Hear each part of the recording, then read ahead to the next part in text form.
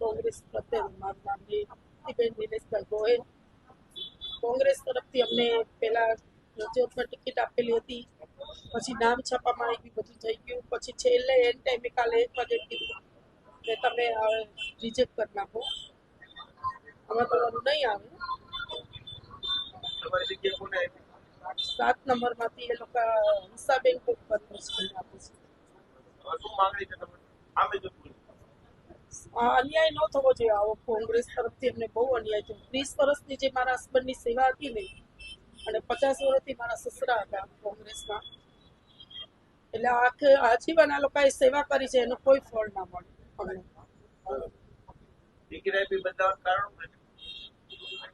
હવે લોકો કેમ રાતોરાત ફરી ગઈ કઈ ખબર નથી,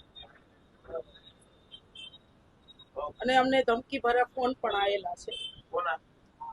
એમનું નામ નથી ખબર, પણ રાતે 1:30 વાગે આવ્યો તો કે તમે આ પાછું ખેંચી લો.